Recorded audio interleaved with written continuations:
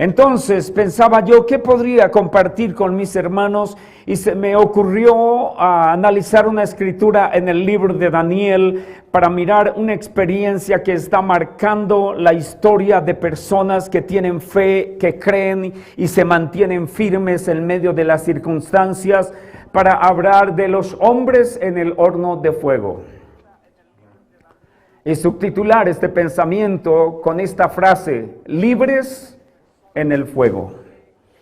Los que son lectores de la Biblia, y sé que muchos de ustedes lo son, encontrarán en el libro de Daniel capítulo 3 la historia del rey Nabucodonosor y la construcción de una estatua de 30 codos de altura y 6 codos de ancho. Encontrarán también que este era un símbolo del poder y de la gloria de Nabucodonosor, y que él requería ser reconocido por las personas que estaban como sus súbditos en aquel imperio. Voy al texto a ver si puedo avanzar lo más que pueda. Por lo menos el versículo 1 dice: el rey Nabucodonosor hizo una estatua de oro cuya altura era de 60 codos, y su anchura de 6 codos. La levantó en el campo de Durán, en la provincia de Babilonia, y envió el rey Nabucodonosor a que se reuniesen los sátrapas, los magistrados y capitanes, oidores, tesoreros, consejeros, jueces y todos los gobernantes de la provincia, para que viniesen a la dedicación de la estatua que el rey Nabucodonosor había levantado. Y fueron reunidos pues todos los sátrapas, magistrados, capitanes, oidores, tesoreros, consejeros, jueces y todos los gobernadores de las provincias a la dedicación de la estatua que el rey Nabucodonosor había levantado. Y estaba en pie delante de la estatua que había levantado el rey Nabucodonosor. Y el pregonero anunciaba en alta voz: mándase a vosotros, oh pueblos, naciones y lenguas, que al oír el son de la bocina, de la flauta, del tamboril, del arpa, del salterio, de la zampoña y de todo instrumento de música, os postréis y adoréis la estatua de oro que el rey Nabucodonosor ha levantado. Y cualquiera que no se postre y adore, inmediatamente será echado dentro de un horno de fuego ardiendo. Por lo cual, al oír todos los pueblos el son de la bocina, de la flauta, del tamboril, del arpa, del salterio, de la zampoña y de todo instrumento de música, todos los pueblos, naciones y lenguas se postraron y adoraron la estatua de oro que el rey Nabucodonosor había levantado. El verso 8 dice: pero en aquel tiempo algunos varones caldeos vinieron y acusaron maliciosamente a los judíos. Hablaron y dijeron al rey Nabucodonosor: rey para siempre vive.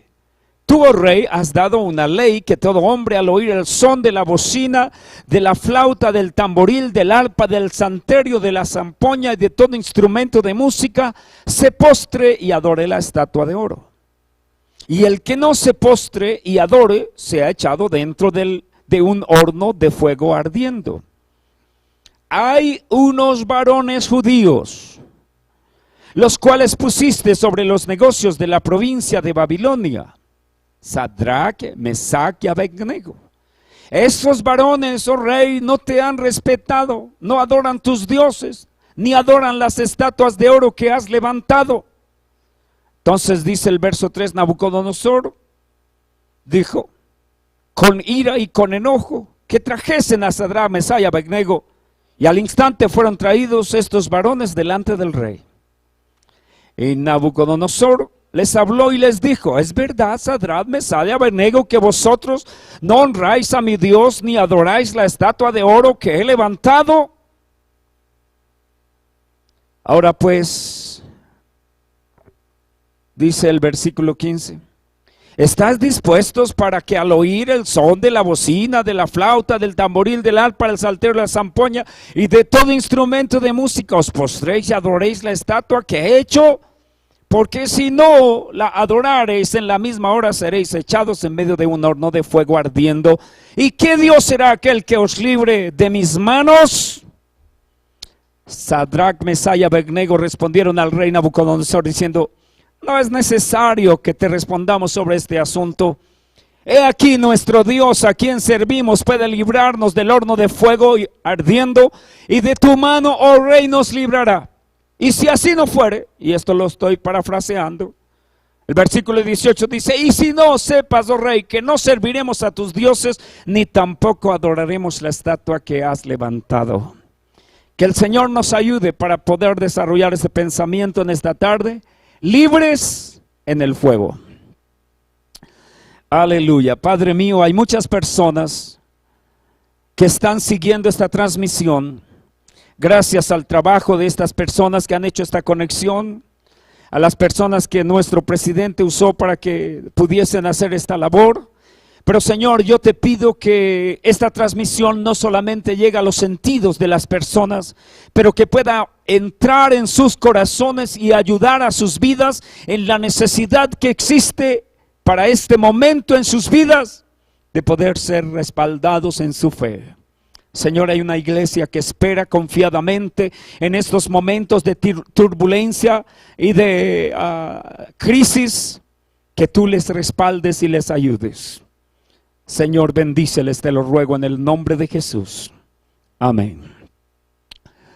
Amigos, tomé algunas ideas de algunos hombres de Dios, algunos conceptos que resumen los siguientes términos: tradición, y esto desde el punto de vista ideológico, es el intento y solo eso del hombre por agradar al hombre.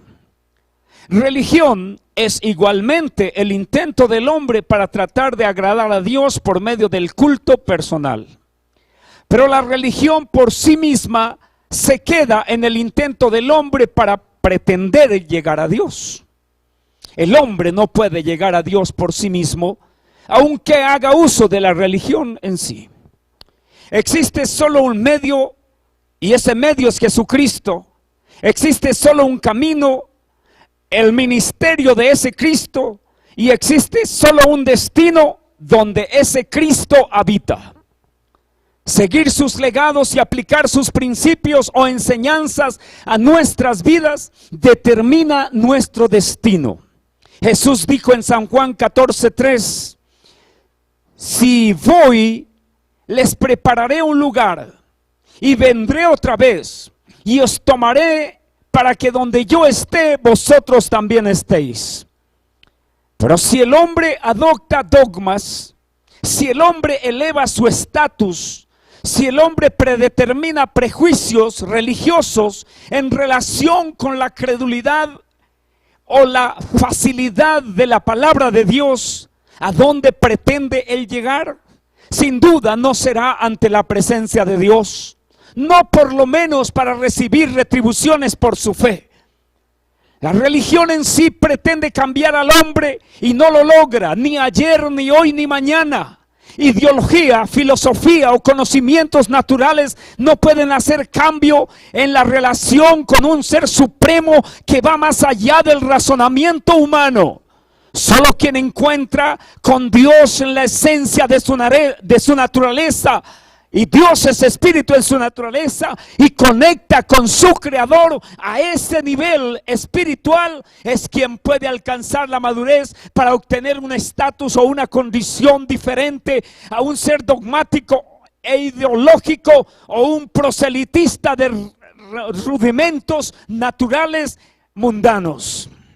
Mi primer apunte, amigos, esta noche es: este día, hermanos queridos, no tenemos necesidad de ser religiosos cuando podemos ser hechos hijos de Dios, engendrados de su propia naturaleza por el poder de su Espíritu Santo. Hablar de la vida de Daniel y de sus amigos resulta fascinante e increíble y muy motivador. Es lo que aprendí desde las enseñanzas de la escuela dominical siendo aún niño. A mí en lo personal me parece fantástico ver a estos hombres caminando libremente en el entorno de muerte calcinante que significa el horno de fuego. Para los demás, indiscutiblemente acercarse inclusive a la puerta del horno sería una condición para morir. Pero para estos hombres poder caminar dentro de ese ambiente que significaba destrucción, necesitaban algo más que una ideología, algo más que un pensamiento, algo más que una religión. Necesitaba al Dios que es autor de la vida. Y alguien debería decir amén a esta palabra esta noche. ¿Qué es el fuego, amigos? Estaba entendiendo que el fuego es la emisión de luz y calor producida por la combustión de una materia. Se necesitan dos elementos, son precisos dos elementos para que haya fuego: luz concentrada y materia. Cuando hay luz concentrada y hay materia, entonces hay combustión. La luz abraza la materia y entonces se produce el fuego. No es extraño entonces el por qué Jesús dice de sí mismo: yo soy la luz de este mundo y quien me sigue no andará en tinieblas. Ahora la unión de nuestra parte humana, natural, material, unida con la luz que significa Dios, da como resultado fuego. Déjeme decirle, amigos, que lo que aconteció en el día de Pentecostés es que la materia fue tocada por la luz y eso produjo fuego que encendió señales evidentes que Dios estaba con la iglesia desde aquel primer día. Y alguien debería decir amén a esta palabra.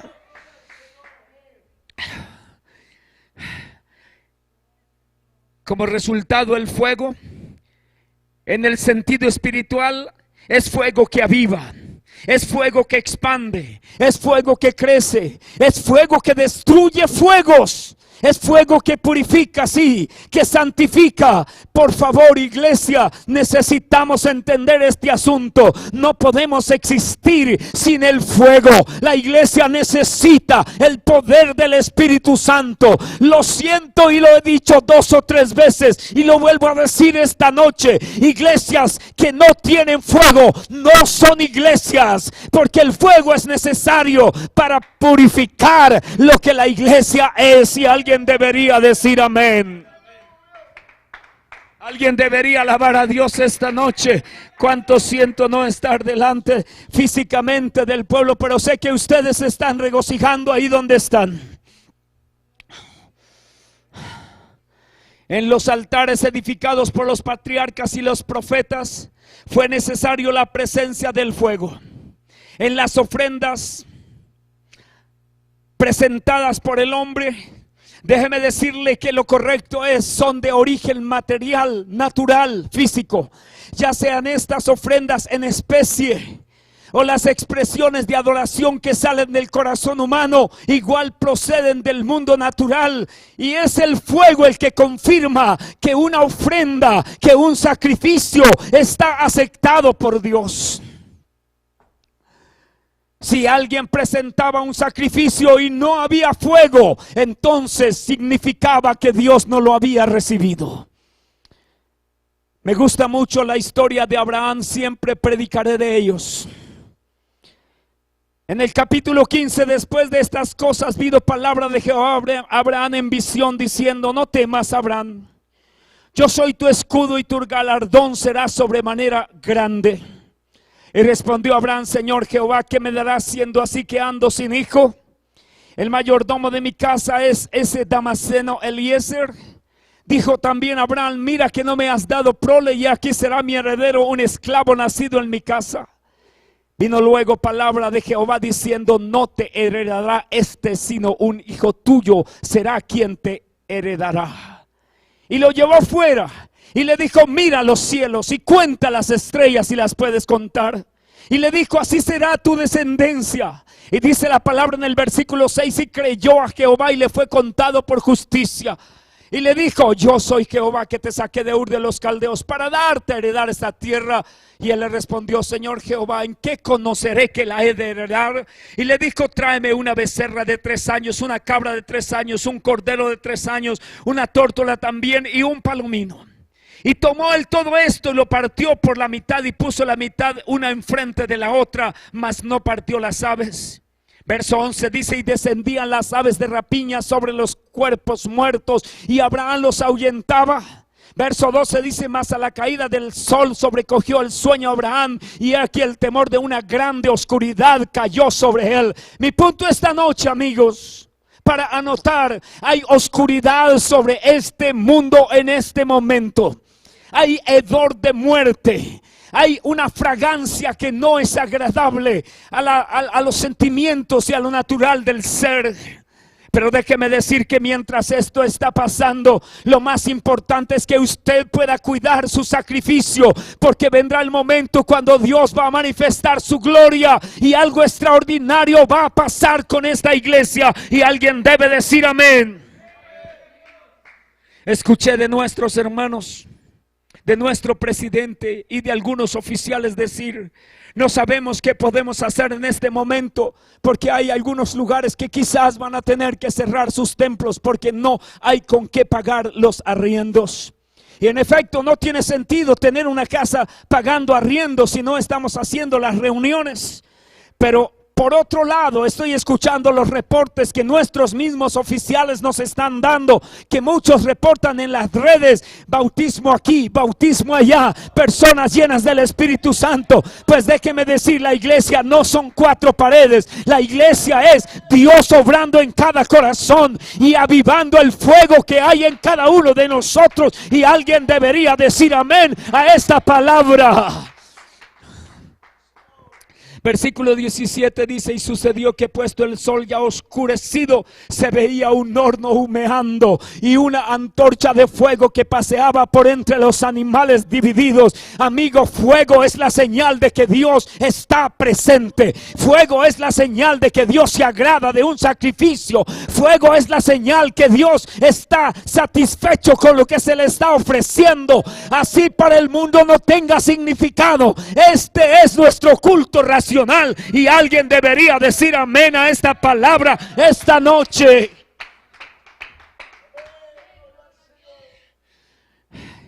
Lo que sigue es interesante, pero no me quedaré ahí.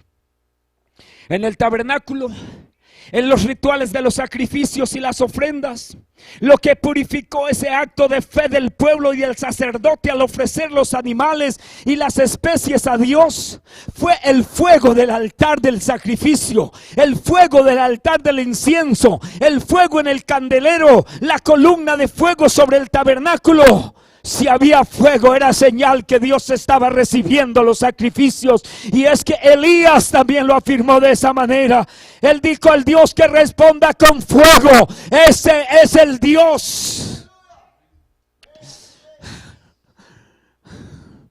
Insisto a esta iglesia pentecostal unida internacional: necesitamos avivar el fuego. Necesitamos vivir con fuego, porque aunque haya tribulación o angustia, nosotros podemos mantenernos en medio de la prueba si hay fuego en nosotros. Y alguien debe decir amén. Israel era el especial tesoro de Dios, más que cualquier cosa de valor, si eso es lo que podemos decir. Dios estaba en todo su derecho de probar su joya más preciada. Y la joya más preciada que hay para Dios se llama la fe. Y la fe en los hombres. Por eso el Señor dijo: sin fe es imposible agradar a Dios. No hay nada más hermoso que una joya de 24 quilates. Estas piezas están hechas de oro puro, sin aleaciones con otros metales, como sucede con el oro de 18, de 14 o de 10 quilates. Pero para llegar a los 24 quilates hay que fundir y refundir el metal a un calor sumamente elevado. La temperatura de fusión del oro es de 1064 grados Celsius. La fusión de la plata es de 961 grados 8 Celsius. La madera hace llama entre los 300 y 400 grados Celsius. La hojarasca inflama a partir de los 223 grados Celsius. El siguiente nivel después del oro son las piedras preciosas. Una de ellas el diamante, y para su formación requiere temperaturas y presiones igualmente altas. Estas condiciones ocurren en zonas limitadas del manto de la tierra, a unos 150 kilómetros de profundidad bajo la superficie, a una temperatura de al menos 2000 grados Fahrenheit, 1050 grados Celsius.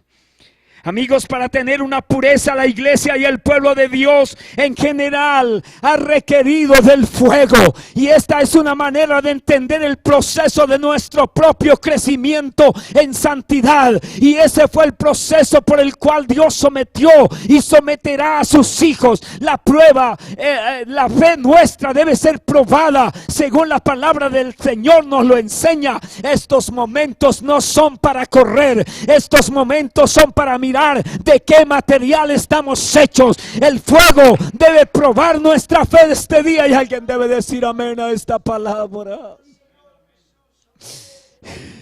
Y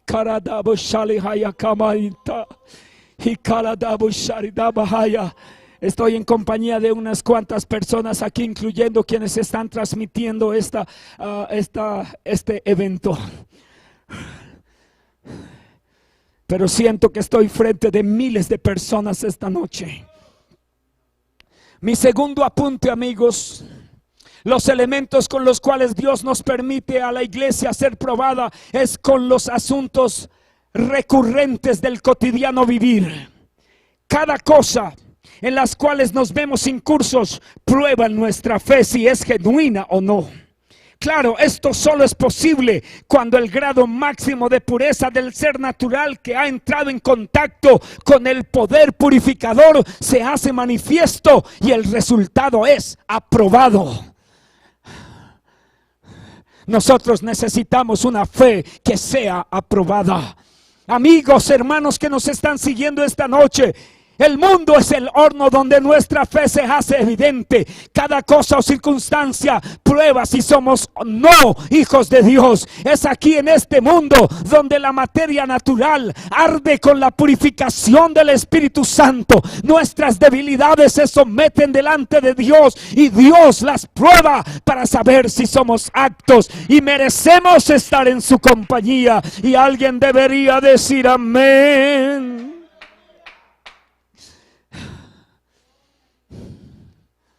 Hay más sobre esto. Hechos capítulo 14, verso 20-22. Pero rodeándole los discípulos se levantó y entró en la ciudad, y al día siguiente salió con Bernabé para Derbe. Y después de anunciar el evangelio a aquella ciudad y de hacer muchos discípulos, vinieron a Listra, a Iconio y a Antioquía. Verso 22, confirmando los ánimos de los discípulos, exhortando a que permaneciesen en la fe y diciéndoles, dos puntos: es necesario que a través de muchas tribulaciones entremos en el reino de Dios. Esto es lo que de pronto no aprendimos iniciando nuestra fe, nuestro principio como cristianos. Pero esta noche debes saberlo. Tu fe tiene que ser probada. Y alguien debería decir amén a esta palabra. En San Juan 16:30 afirma, o 33, afirma que las tribulaciones vendrán, pero se nos promete que Jesús está por encima de las tribulaciones. Insisto que nuestro Dios es un Dios de propósito y en toda aflicción tiene algo para mostrarnos. El Señor usa las pruebas para nosotros en nuestras áreas de nuestra vida que todavía necesitan ser perfeccionadas. Jeremías 23:29 dice: no es mi palabra como fuego, declara el Señor, y como martillo que despedaza la roca. Un martillo que forman las calidades, o que hace las cualidades mejor, que construye las cualidades con las cuales el cristiano tiene que ser formado.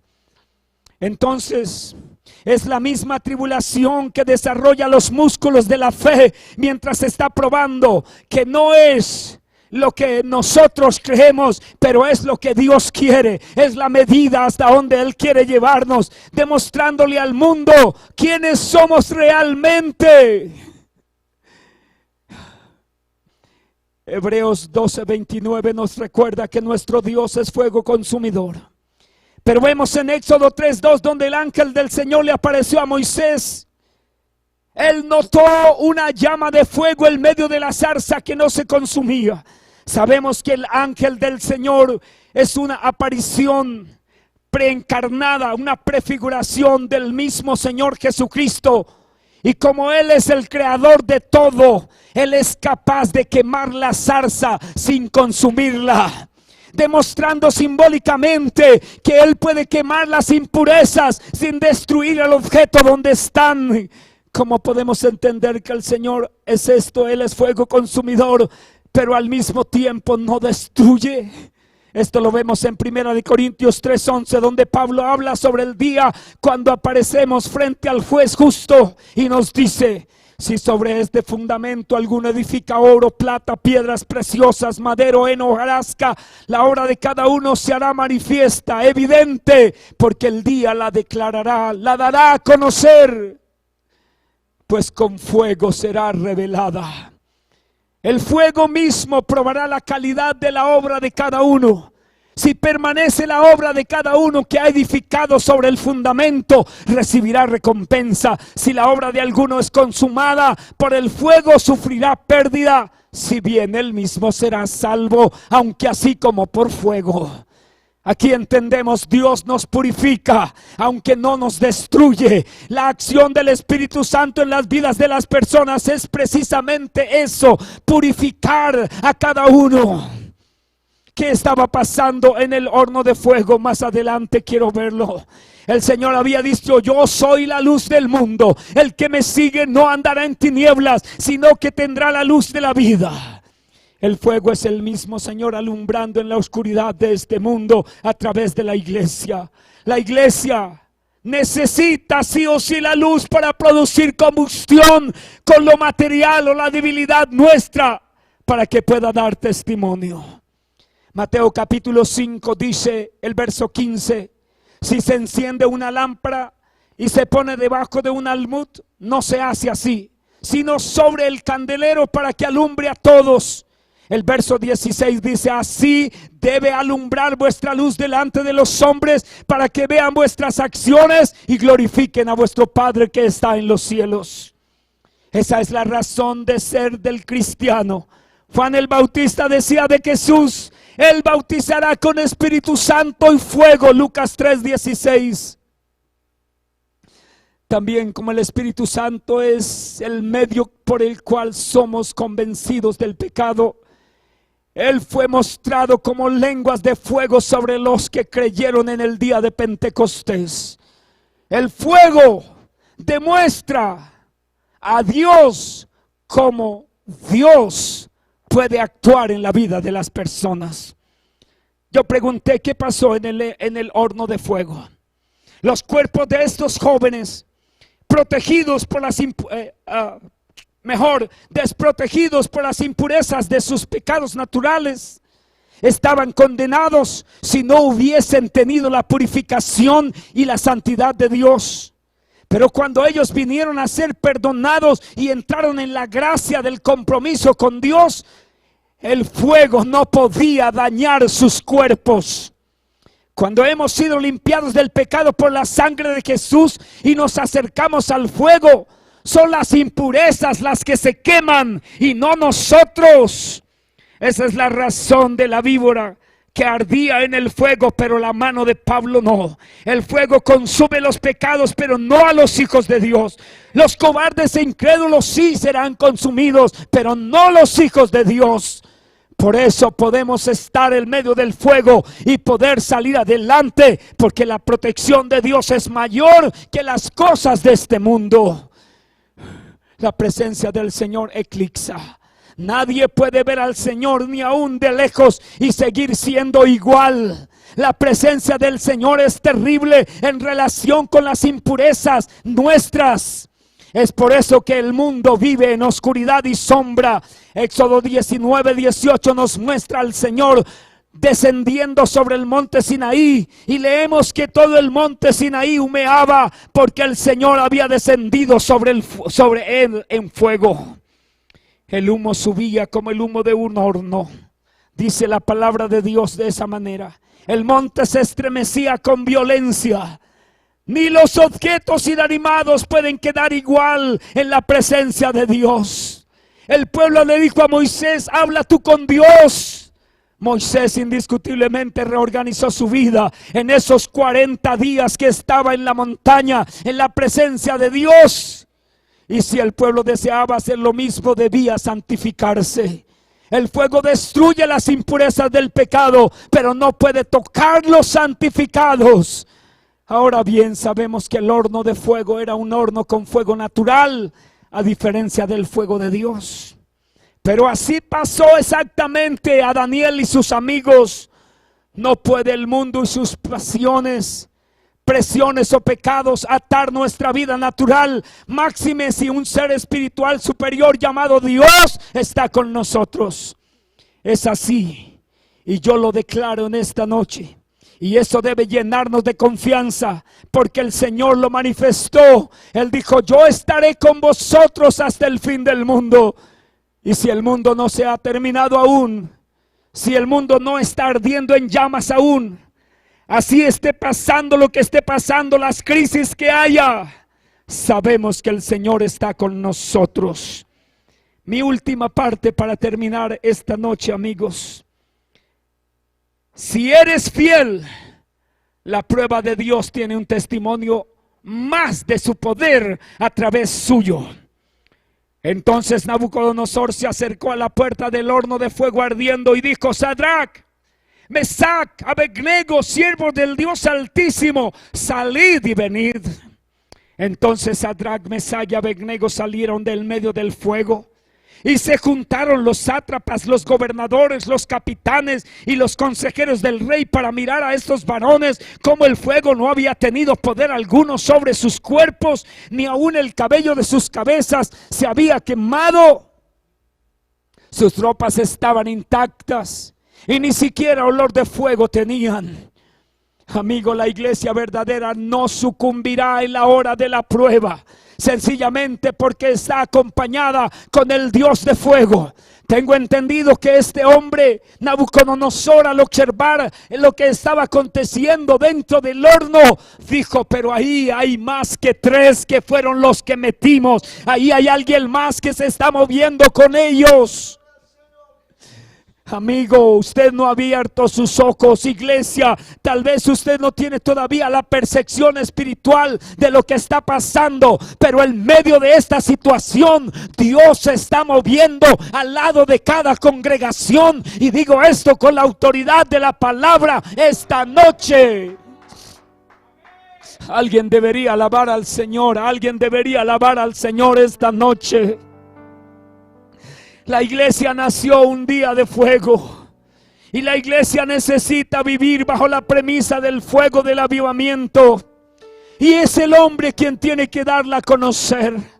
Estaba mirando una parte en la Biblia con respecto a Habacuc, y Habacuc estaba: Señor, diciendo, he oído tu palabra, tengo temor a tu palabra, oh Señor, aviva tu obra en medio de los tiempos. Y la coma que sigue, el párrafo siguiente dice: en medio de los tiempos hazla conocer. ¿Cuáles tiempos? En medio de los tiempos buenos, en medio de los tiempos cuando hay abundancia, en medio de los tiempos. ¿Cuáles tiempos? En los tiempos de la necesidad, en los tiempos de la prueba, en los tiempos de las dificultades. Oh Señor, aviva tu obra en medio de los tiempos. Y en la ira dice: acuérdate de tu misericordia. En la vida de Habacuc hubo un gran cambio. Esa paciente espera por una respuesta de parte de Dios le llevó al punto de tener una verdadera fe, y no solo eso, sino que abrió los ojos a una realidad de la cual él no era consciente anteriormente. En el proceso de la perfección de nuestra fe, el final del asunto es mejor que el comienzo. Hasta ahora estamos en el proceso, pero el final no ha llegado. Y Filipenses, el apóstol Pablo, hablando en el capítulo 1, verso 6, dice: estando persuadido de esto, que el que comenzó, el que empezó, el que le dio origen a esta obra, buena obra, en esta iglesia, la perfeccionará hasta el día de Jesucristo. Por favor, tengamos presente: nosotros servimos al Dios que responde por fuego. Yo invito a esta congregación Ipuy Colombia, haz conocerla, hermanos. Haz conocer este fuego. Avívate para hablar con más autoridad. La palabra dice que el Señor les hablaba como quien tiene autoridad. Nosotros tenemos la autoridad de nuestro Dios. El fuego tiene que acompañar este evangelio. Sea quien seas, pastor, líder o creyente, si estás en esta iglesia, es tu responsabilidad de estar encendiendo fuego. Debe haber fuego en el que predica. Debe haber fuego en los que cantan. Debe haber fuego en los que dirigen. Debe haber fuego en el que testifica. En los que están en la banca sentados escuchando la palabra. No deben quedarse como muertos. La iglesia debe responder con fuego. Debe alabar a Dios con fuego. Alguien debería decir amén a esta palabra esta noche. El apóstol Pablo aconsejó a Timoteo en 2 de Timoteo capítulo 1: por lo cual te aconsejo que avives el fuego del don de Dios que está en ti por la imposición de mis manos. Pentecostales, no olvidemos lo que dice Hebreos 1:7. Ciertamente de los ángeles dice: Él hace a sus ángeles espíritus y a sus ministros llamas de fuego. Finalmente, si hay palabra en nuestros púlpitos, como dije antes, la materia va a arder. La luz va a penetrar esa materia y la va a fusionar, la va a convertir en combustión. Y va a haber fuego. Y el mundo va a ver las señales que siguen a esta iglesia. La señal que Dios es el que responde por fuego. La señal que Dios es el que está guiando a esta iglesia. La señal que nada puede destruir a los hijos de Dios si están en sus manos. Y alguien puede alabar al Señor. Un minuto para cantar una canción y le entregamos este servicio a nuestros oficiales que están dirigiendo. Quiero orar con ustedes, amigos. Quiero saber si la iglesia pentecostal Unida Internacional en Colombia, nuestro presidente, nuestra junta, nuestros supervisores, nuestros presbíteros, quiero saber si ellos pueden contar con una congregación de fuego. Quiero saber si hay pastores de fuego en Colombia. Quiero saber si ellos pueden mostrar de qué están hechos y pueden ayudar, coadyuvar en el propósito de esta visión, en el nombre de Jesús. Padre, bendice a estos pastores, te los ruego, en el nombre precioso de Jesucristo. Ministro para ellos, Señor, poder y autoridad en esta hora, Señor. Bendice con fuego a tu pueblo, Señor.